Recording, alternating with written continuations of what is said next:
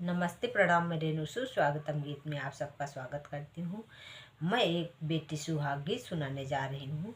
अच्छा लगे तो कमेंट करके ज़रूर बताइएगा।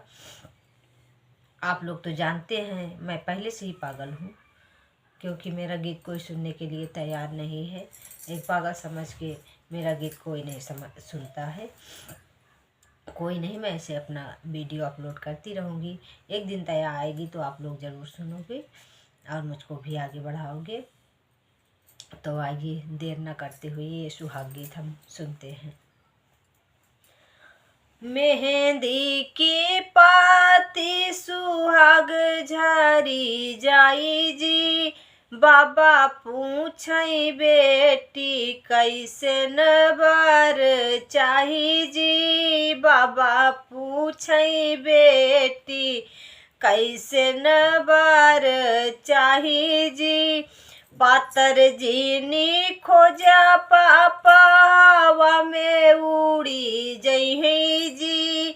मोट चीनी खोजा पापा जल्दी उठ नाही पइहे जी। मोट चीनी खोजा पापा जल्दी उठ नाही पइहे जी।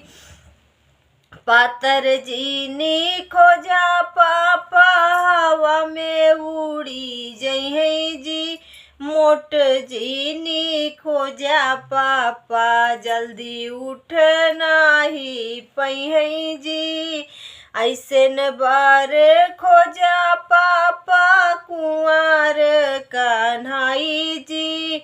मुख बीरा पान सो है सुघर सालोना जी। मुख बीरा पान सो है सुघर सालोना जी।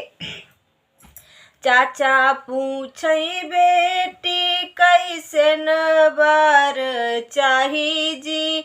परदेसी बार जिनी खोजा चाचा परदेस चला जइहे जी। परदेसी बर जिनी खोजा चाचा परदेस चला जइहे जी।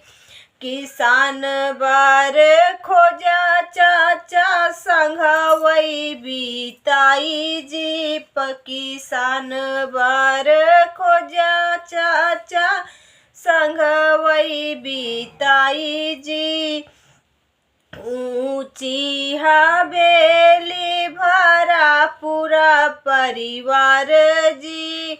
थोड़े समय में चाचा रुपया कमाई जी। थोड़े समय में चाचा रुपया कमाई जी। ऐसन बार खोजा चाचा अयोध्या के राम जी।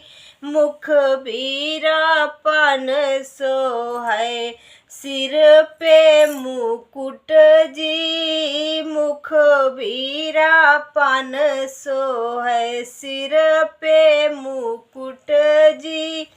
दुआरे पे उतरे लोग देखई दामाद जी।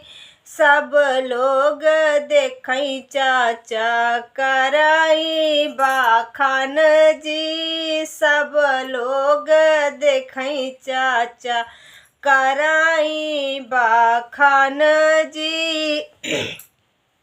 भैया पूछई बहिनी कैसे नबर चाही जी। विदा कारा डोलिया भैया लाल पियर सजाई जी। भैया पूछई बहिनी कैसे नबर चाही जी। विदा कारा डोलिया भैया लाल पियर सजाई जी।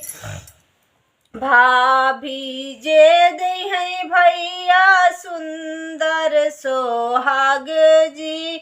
सिंदूरा बढ़ावे भैया मड़वा में आई जी। सिंदूरा बढ़ावई भैया मड़वा में आवई जी माई जे दे भैया भरल कवारी जी बहिनी पराई भैया ससुरे का चली जी भैया बहिनी पराई भैया ससुरे का चली जी।